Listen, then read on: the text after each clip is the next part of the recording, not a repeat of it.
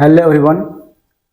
आज के वीडियो में हम लोग प्रीवियस ईयर क्वेश्चन को डिस्कस करेंगे और आप लोग देख रहे होंगे कि ये आपका 2022 का क्वेश्चन है, यानी आपका जो एग्जाम में सीबीएसई 10th एग्जाम में जो क्वेश्चन आ चुका है उसी क्वेश्चन को डिस्कस करेंगे। देखिए, अगर आप क्वेश्चन पेपर को देखते होंगे तो अगर आप प्रैक्टिस कर रहे होंगे तो उसमें आपने देखा होगा कि बहुत सारे क्वेश्चन जो है आपको ईयर बाय ईयर जो है वो रिपीट करता है, या फिर हो सकता है कुछ ऐसा पैटर्न होता है जिसमें आपका क्वेश्चन का रिपीट होने का संभावना बढ़ जाता है। अगर आप 10th बोर्ड का तैयारी कर रहे हैं, चाहे कोई भी सब्जेक्ट हो, एआई हो या फिर आपका मैथ साइंस एसएसटी कोई भी सब्जेक्ट हो, अगर आप कंटिन्यू 5 इयर्स के क्वेश्चन को प्रैक्टिस कर लेते हैं तो आपका स्कोरिंग बढ़ने का संभावना बढ़ जाता है। ठीक है, यानी आपको स्कोरिंग जो है वो आपको मेहनत पे डिपेंड करता है कि अगर 5 साल का क्वेश्चन बना लेते हैं तो आपका स्कोरिंग जो है वो बढ़ने का संभावना हो जाता है।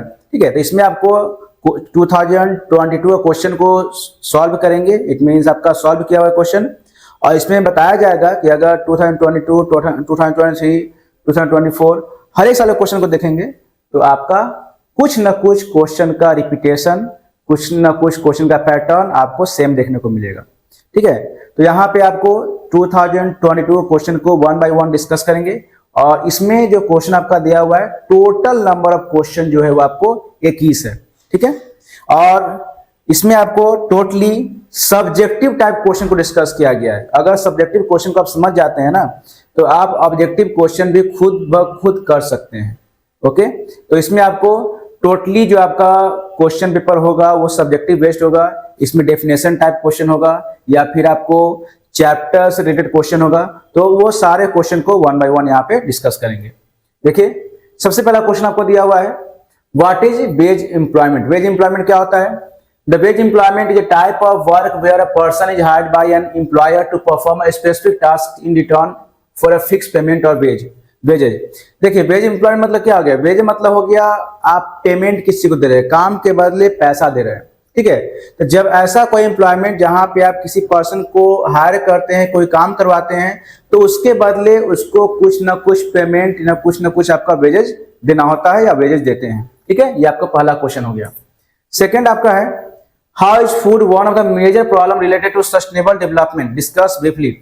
सेकंड क्वेश्चन है कि आजकल के समय में फूड जो है सबसे बड़ा प्रॉब्लम क्यों है सस्टेनेबल डेवलपमेंट में, उसका रीजन क्या है? तो यहां लिखेंगे, food is a major problem related to sustainable development because the growing population, सबसे रीजन आपका यही है पहला, growing population increase demand leading to over exploitation of resources।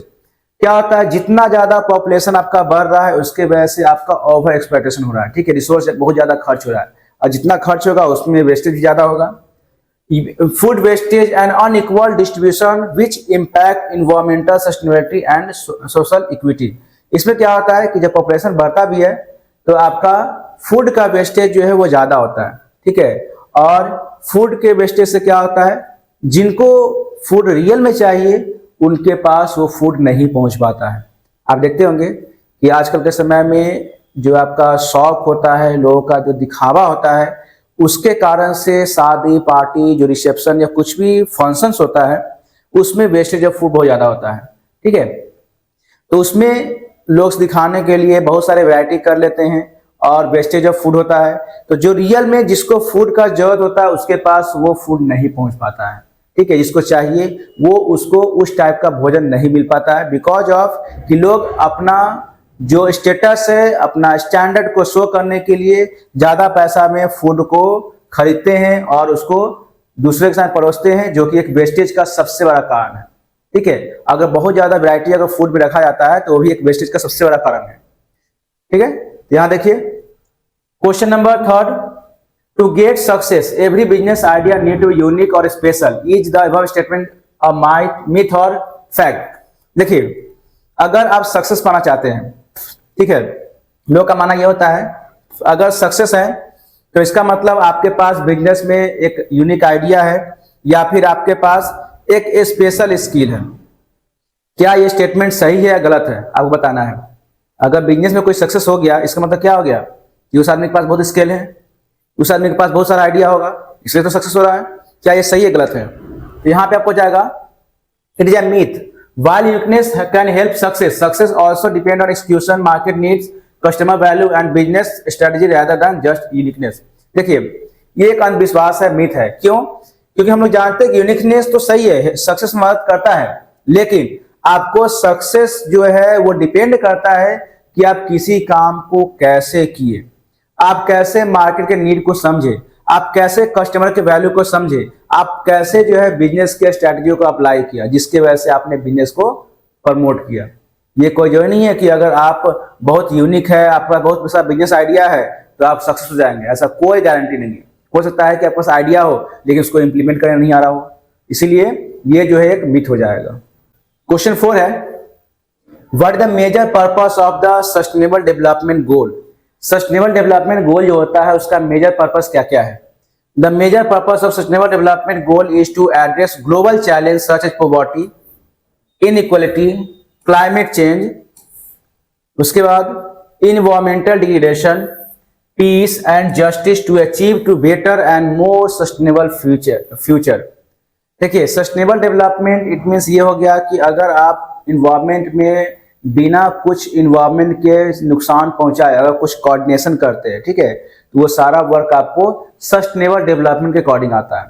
तो इसमें यही लिखा है कि आपका मेजर पर्पस क्या होता है सस्टेनेबल डेवलपमेंट का। तो भाई आपका हो गया कि गरीबी हटाना है, इनइक्वालिटी को कम करना है, ठीक है, क्लाइमेट चेंज हो गया उससे प्रॉब्लम को सॉल्व करना है। तो बहुत सारे गोल आपके होते हैं, 17 गोल होते हैं, उसमें से कुछ गोल को आपको यहाँ पे रिप्रेजेंट करना है, बता देना है।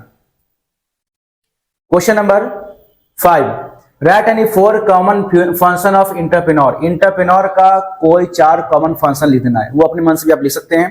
पहला आपका दिया है common function of entrepreneur include identifying business opportunity.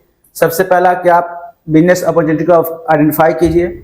Second है arranging resource such as capital and labour. Third है managing day by day operation, day to day operation. Fourth हो गया taking risk and investing to grow business. अगर business को grow करना है तो भाई रिस्क तो लेना पड़ेगा। तो आपको 4 जो है कोई कॉमन फंक्शन को यहां पर लिख देना है। 6 number, sustainable development can actually happen only when each one of work towards it.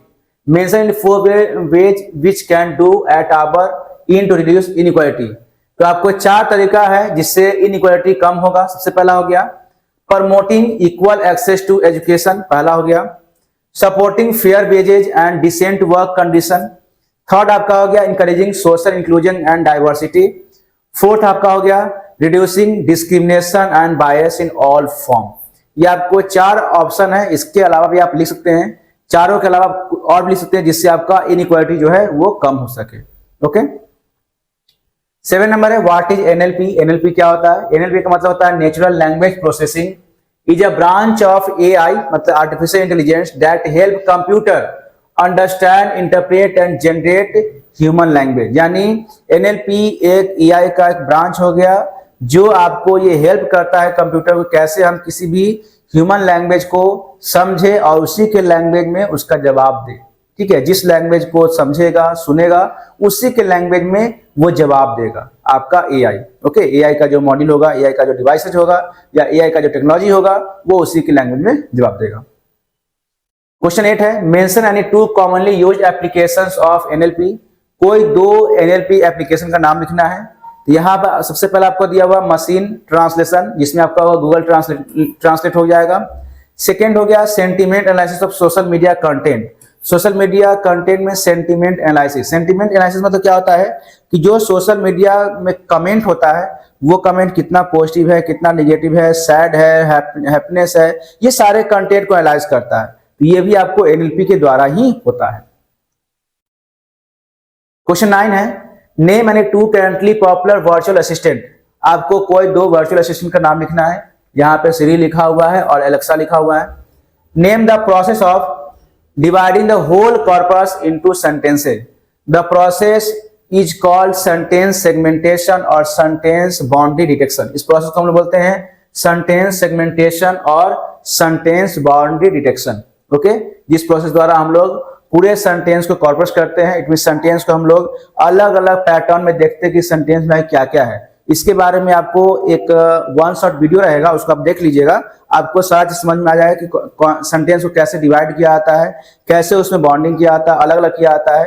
उसको हम लोग बोलते हैं बिग बैग के नाम से आपका वो होता है ऑप्शन, ठीक है, जिसमें आपको डिफरेंट टाइप सेंटेंस को देखने को मिलेगा।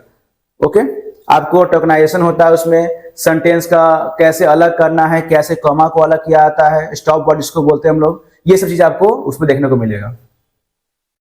उसके बाद है 11 नंबर, with reference to evaluation process of understanding the relativity of AI model define the term true positive. देखिए, इवेल्युएशन के अकॉर्डिंग अगर एआई मॉडल को रिलायबल कोई मॉडल टेस्ट करना है या एआई मॉडल को टेस्ट करना है तो उसमें ट्रू पॉजिटिव का मतलब क्या होता है, what the meaning of true positive?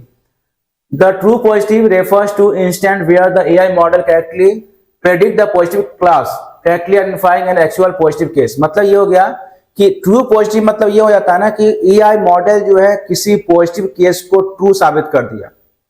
मतलब ये हो गया कि मान लीजिए कोई पर्सन को बुखार है, ठीक है, और एआई मॉड्यूल जो है इसको चेक किया इसको बुखार है कि नहीं है, और मशीन ने चेक करके बताया कि भाई बंदे को बुखार है, यानी आदमी को बुखार था और मशीन ने बताया बुखार है, ये आपको ट्रू पॉजिटिव हो जाएगा, यानी उसने रिजल्ट को सही एनालाइज किया। ओके, तो ये आपका होता है ट्रू पॉजिटिव। सेकंड, ये 12 नंबर क्या है, what is F1 score? F1 score is the harmonic means of precision and recall providing a balance between them to evaluate the accuracy of classification model। देखिए, F1 score क्या होता है? जब कोई model को तैयार किया जाता है तो मॉडल तैयार करने के बाद उसमें जो एक्यूरेसी लेवल होगा, एक्यूरेसी लेवल कितना लिया, कितना डेटा वो एक्सेस कर पाया, कितना डेटा के according true positive true negative ये वैल्यू को फाइंड आउट किया, ये सब चीज को डिटेल्स को अगर जानना होता है तो वो F1 स्कोर के मदद से हम लोग जानते हैं। ठीक है, F1 स्कोर जो होता है उस वैल्यू को फाइंड आउट करने में मदद करता है।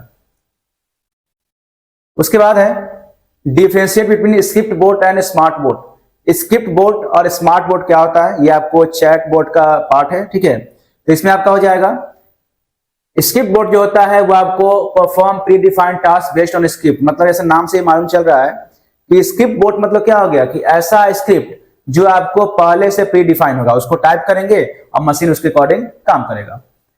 स्मार्ट बोट क्या हो गया, can learn and adopt using AI technique. इसमें क्या होता है, स्मार्ट बोट में आपको ये जो है एआई टेक्निक के द्वारा लर्न करता है, ठीक है। इसमें क्या इंटेलिजेंस में क्या हो गया, rule based and can not handle unforeseen input. और ये रूल बेस्ड होता है, मतलब जैसा हम कमांड डालेंगे, जैसा रूल्स को हम बनाकर उसमें डालेंगे उसके अकॉर्डिंग डिवाइस काम करेगा। और यहाँ क्या होगा, can handle complex task and understand context. और इसमें क्या होता है स्मार्ट बोट में कि आपको कॉम्प्लेक्स टास्क को भी हैंडल कर सकता है, और जितना भी कॉन्टेक्स्ट हम लोग उसमें रहेगा वो सारे को समझने में हेल्प भी करता है, तभी वो अगला डिसीजन ले पाता है।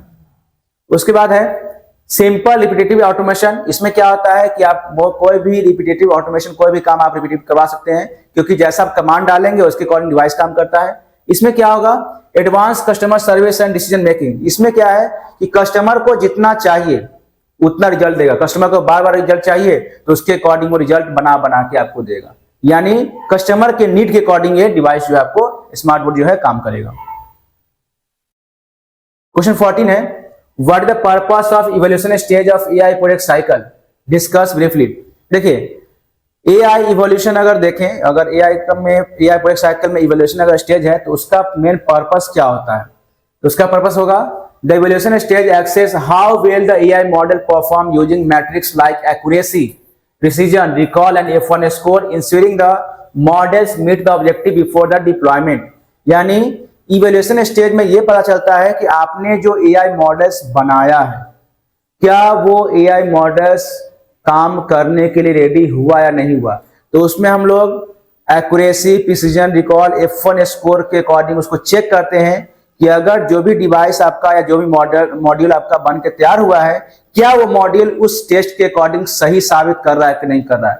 वो जो टेस्ट किया जाएगा, 4 टाइप का टेस्ट किया जाएगा, उस टेस्ट के अकॉर्डिंग रिजल्ट सही दे रहा है कि नहीं दे रहा है। तो इसमें इवैल्यूएशन में ये 4 टाइप से इसको टेस्ट किया जाता है, और जब रिजल्ट आपका सेटिस्फैक्शन होता है, रिजल्ट सेटिस्फाई करता है, तब इसको डिप्लॉय कर दिया जाता है। ओके, मार्केट में इसको ट्रांसफर कर दिया जाता है।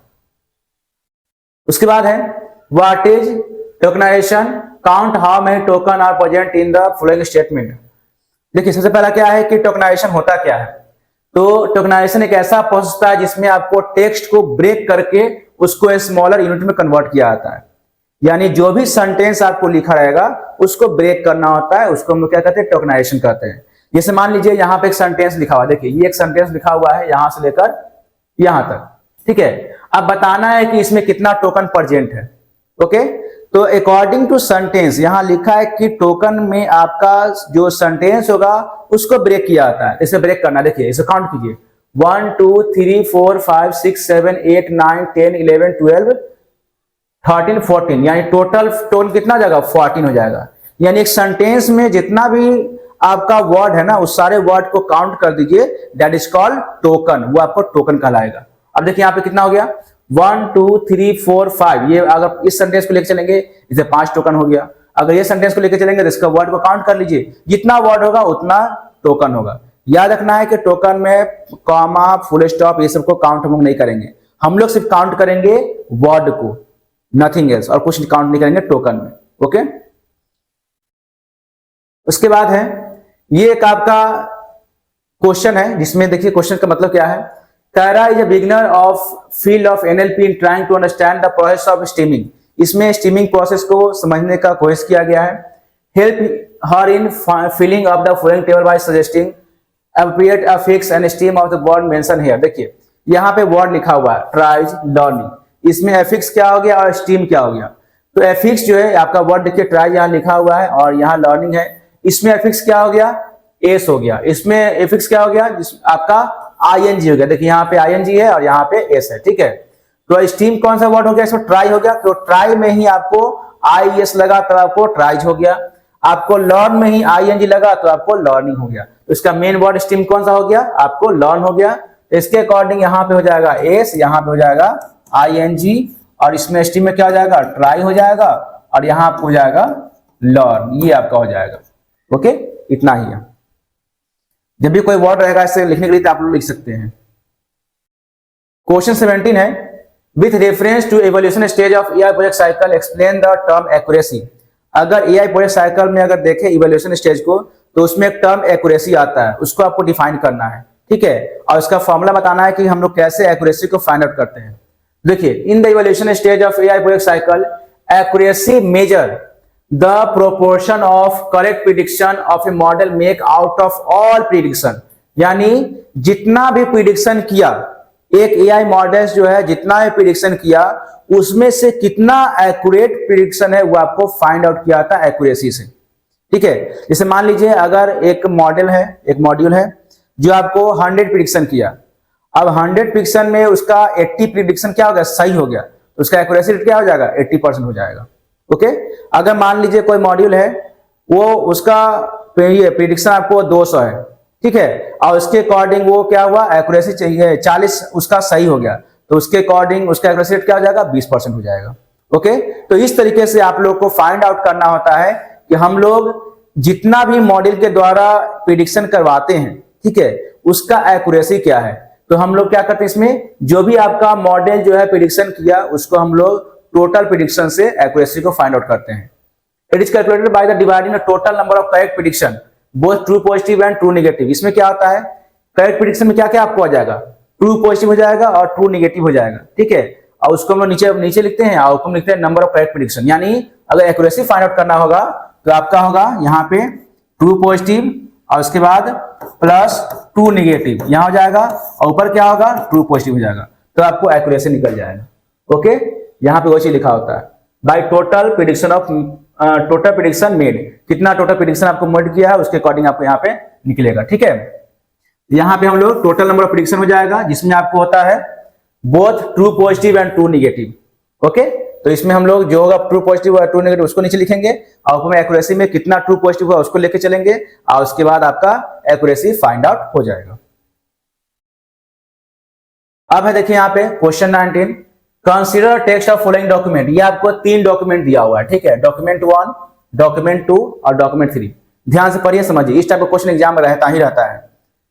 क्या है साहिल लाइक टू प्ले क्रिकेट, पहला सेंटेंस है। दूसरा में सेजल लाइक क्रिकेट टू, ठीक है। तीसरा है Sejal also like to play basketball, ठीक है। Apply all the first bags of words model, ठीक है, बैग्स ऑफ वर्ड्स मॉडल है जो NLP का होता है, उसमें आपको बताना है कि उसके अकॉर्डिंग क्या यहाँ पे आउटपुट आएगा। ओके, स्टेप 1 सबसे पहला हम क्या कर सकते हैं एक्सट्रैक्ट द वर्ड, यानी टोकनाइजेशन मेथड यूज कर सकते हैं वर्ड को एक्सट्रैक्ट करने के लिए। दूसरा क्या है, वोकैबुलरी बिल्डिंग हो गया, जिसमें आपको यूनिक वर्ड को पूरे डॉक्यूमेंट से कलेक्ट किया जा सकता है। ओके, उसके बाद है वेक्टर क्रिएशन, यानी represent each document as frequency vector of vocabulary. मतलब ये हो गया कि आपके उस डॉक्यूमेंट में कितना वर्ड जो है बार बार रिपीट किया है, फ्रीक्वेंसी उसका देखना होगा। ठीक है, यानी एक ही वर्ड कितना बार आपको रिपीट किया है। मान सेजर सेजर जहां 2 है, लाइक्स लाइक्स लाइक्स 3 बार रिपीट किया है, क्रिकेट क्रिकेट आपको 2 बार रिपीट किया है। तो इसमें देखना है कि सबसे ज्यादा फ्रीक्वेंसी किसका है वर्ड का। ओके, देखा गया है। उसके आउटपुट में क्या हो गया, bags of word matrix showing word count in each document. और बैग्स ऑफ वर्ड मैट्रिक्स में क्या होता है ना, इसमें जितने भी वर्ड है उस वर्ड को काउंट करता है। ठीक है, तो आपको आंसर में ये बताना था इसमें कि आपका तीनों डॉक्यूमेंट के अकॉर्डिंग एक बैग्स ऑफ वर्ड्स मॉडल क्या क्या करेगा। ठीक है, ये क्या क्या उस बैग्स ऑफ मॉडल में होता है ऑप्शन, वो क्या कर सकता है, उसी ऑप्शन को यहां पे लिखना है। ठीक है, जब आप बैग्स ऑफ मॉडल्स के बारे में समझेंगे तो आपको इसका क्वेश्चन समझ में आ जाएगा। अब है with reference to NLP explain the following terms in detail with suitable example. Term frequency और इनवर्स डॉक्यूमेंट फ्रीक्वेंसी, ये दोनों का मतलब होता है क्या, उसको डिफाइन करना है। सबसे पहले देखिए, term frequency measure how often a word appear in a document, यानी कोई वर्ड जो है कितना बार डॉक्यूमेंट में आया है वो उसका फ्रीक्वेंसी कहलाता है। A higher frequency suggest greater importance, अगर कोई वर्ड बार बार आया है किसी सेंटेंस में तो उसका मतलब उसका इंपॉर्टेंस ज्यादा है। If a term appear frequently in a document it likely to relevant to the document content, अगर कोई वर्ड जो है किसी भी डॉक्यूमेंट में बार बार आ रहा है इसका मतलब वो वर्ड जो है उस डॉक्यूमेंट के लिए बहुत रिलेवेंट साबित होगा। ठीक है, तो अगर इसको निकालना होता है frequency, term frequency, number of times of term appear in document, यानी कितना बार वो टर्म जो है डॉक्यूमेंट में आया है, और उसके बाद total number of term in document, और टोटल डॉक्यूमेंट में टर्म कितना है वो हम उसको नीचे लिखेंगे तो उसका फ्रीक्वेंसी आपको निकल जाएगा। ओके, यानी यहां पे अगर कोई सेंटेंस लिखा है तो सेंटेंस में कोई वर्ड कितना बार आया है उस वर्ड का नंबर ऑफ वर्ड लिखेंगे। 50 बार आया है, 60 बार आया है, 80 बार आया है तो 80 पर लिखा जाएगा। और total number of term in document मतलब क्या हो गया, जितना भी टोटल वर्ड उसमें होगा उसको नीचे लिख देंगे, आपका फ्रीक्वेंसी उसका निकल जाएगा। अब है second, inverse document frequency reduce the weight of common word across multiple document while increasing the weight of real word. If a term appears in fewer document it may more likely to be meaningful and specific. ये इससे उसका उल्टा हो गया। अगर उसमें क्या था फ्रीक्वेंसी में कि अगर मान लीजिए कोई वर्ड जो है बहुत बार आया है, बहुत बार रिपीट किया है तो उसका मतलब उसका कुछ इंपॉर्टेंस होगा। ओके, लेकिन इसका उल्टा क्या हो गया, देखिए reduce the weightage of common word across multiple document while increasing the weight of real word. मतलब क्या आ गया, जो वर्ड बार बार आया है ना उसका वेटेज अपने आप कम हो जाएगा, और जो रियल वर्ड आया है उसका इंपॉर्टेंस जो है बढ़ जाएगा।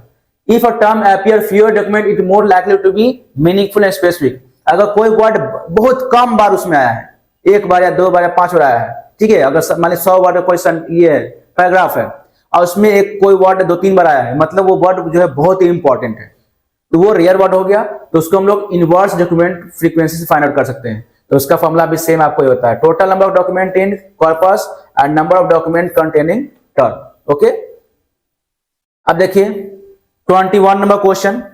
इस तरह क्वेश्चन तो आपको 100% एग्जाम में रहता ही रहता है, जिसको हम लोग बोलते हैं मैट्रिक्स कंफ्यूजन मैट्रिक्स। ठीक है, कंफ्यूजन मैट्रिक्स आपको रहेगा, और ये क्वेश्चन जो होता है आपको totally true positive, true negative, false positive, false negative पे रहता है। ठीक है, और उसी पे क्वेश्चन आपको रहेगा हर साल के क्वेश्चन पेपर में आपको इस तरह क्वेश्चन रहना ही रहना है।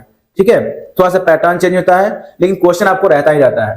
तो यहाँ पे आपको कंफ्यूजन मैट्रिक्स दिया हुआ है, इसके अकॉर्डिंग आपको F1 स्कोर जो है कैलकुलेट करना है। ओके, अब देखिए यहाँ पे आपको कंफ्यूजन मैट्रिक्स दे दिया गया है, प्रेडिक्शन 1 हो गया, यानी आपको 1 हो गया मतलब क्या होगा, ट्रू पॉजिटिव हो गया। ठीक है, यहाँ पे आपको एक्चुअल में 50 हो गया, एक्चुअल 0 आपको 50 यहाँ पे दिखा रहा है, प्रेडिक्शन 0, यहाँ पे भी 0, यहाँ पे 0 है। अब देखिए अगर प्रिसीजन निकालना होता है, ओके, तो उसके लिए फॉर्मूला क्या है, देखिए अगर प्रिसीजन निकालना है तो ट्रू पॉजिटिव अगर ऊपर रहेगा ऐसे होता है, देखिए यहां पे आपका हो जाएगा ट्रू पॉजिटिव बाई क्या हो जाएगा, true positive plus false positive. ठीक है, ये हो गया, तो इसमें कितना हो जाएगा आपका जो यहां पे दिया हुआ है 50, ट्रू पॉजिटिव 50 हो गया, और यहां पे आपको हो गया 50 प्लस 50 कितना हो गया, 50/100 हो गया, यानी आपको हो जाएगा 0.5 हो जाएगा। ठीक है, इस तरीके से आपको निकालना होता है। रिकॉर्ड में क्या हो गया, true positive plus false negative, तो आपका ट्रू पॉजिटिव हो गया 50 और यहाँ पे आपका हो जाएगा ट्रू पॉजिटिव 50 और फॉल्स नेगेटिव आपका 0 हो जाएगा। यहाँ देखिए फॉल्स नेगेटिव 0 है ये। ठीक है, तो आपका हो जाएगा यहाँ पे इसका वैल्यू 1।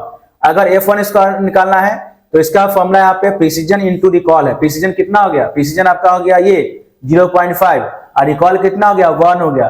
दोनों को मल्टीप्लाई करके प्रिसीजन पर रिकॉल से डिवाइड कर देंगे ऐड करके, तो उसके अकॉर्डिंग आपको F1 स्कोर फाइंड आउट हो जाएगा। अगर इस चीज को आपको अच्छे से समझना है, ठीक है, तो आपका इससे रिलेटेड आपका हम वीडियो बना के डाल देंगे। ठीक है, उसमें आपको सिर्फ और सिर्फ आपको F1 स्कोर के बारे में क्वेश्चन रहेगा, 5 क्वेश्चन 6 क्वेश्चन रहेगा, और F1 स्कोर को आप कैसे प्रिडिक्ट करेंगे, कैसे निकालेंगे, वो सब चीज आपको उसमें बता दी जाएगा। ओके, तो आप लोग ध्यान से देखिएगा, और इस टाइप का क्वेश्चन जो है एग्जाम में आता ही आता है, इसलिए इस टाइप क्वेश्चन को जरूर समझिएगा, क्योंकि ये एग्जाम पॉइंट ऑफ व्यू से बहुत ही इंपॉर्टेंट है।